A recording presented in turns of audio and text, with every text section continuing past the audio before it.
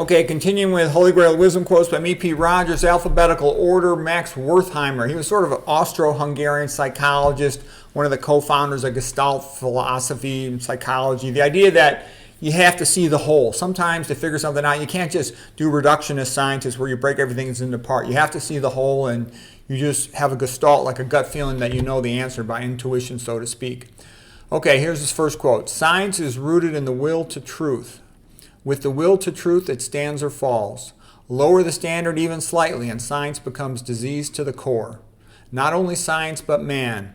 The will to the truth, pure and unadulterated, is among the essential conditions of its existence. So that's the point I made, that you need Christian ethics to do real science. And people can say, oh, no, you don't. Yeah, you do. If you don't have Christian ethics, believe me, I can tell you, almost the majority of the articles in the medical journals are fake. They're funded by drug companies to promote their drugs, or they're irrelevant micro questions. Okay, that's what you find in the journals. And the nutritional journals, it's the same thing. The big food companies, they just publish stuff that's an advertisement for their product. Oh, nuts and seeds are good for you. Lose weight by eating high-fat nuts and seeds. It's nonsense. That's what I'm saying, is you have to have these ethics of we will tell the truth. And where do you get them from? You get them from the Ten Commandments, and you get them from Christ saying, that which you do to the least of my brethren, you're doing to me. Because the prowl, the regular person, matters, we cannot lie to them and abuse them and mistreat them. And only Christian ethics gives a rat's tail about poor people. Everyone else has considered poor people scum since the beginning of, recorded history. And most people are poor. So if you have to care about the peasants or everything goes into the garbage. It's just a fact. Okay, he says if the standard is compromised, okay, we already did that. Often in a great discovery, the most important thing is that a certain question is found. You have to frame the topic in a way that you got manageable questions that can be answered. Most things never get answered because everybody just figures it's impossible to answer them. That's like what conventional medicine's all about. Nobody knows the cause of obesity, hypertension, diabetes, coronary artery disease.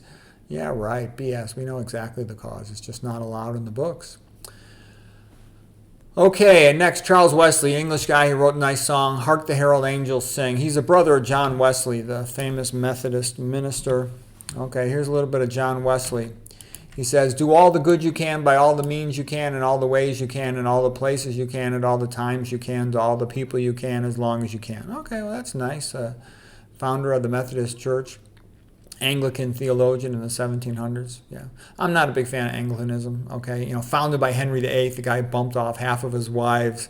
Okay, what a joke! And then what did he do? He needed money, so he looted and pillaged all of the Roman Catholic monasteries in England, and he burned many of the books. It was a disgrace, a loss of knowledge, and that's the founder of the Anglican Church, King Henry VIII, a mass murdering psychopath who destroys books, who burns books for no reason.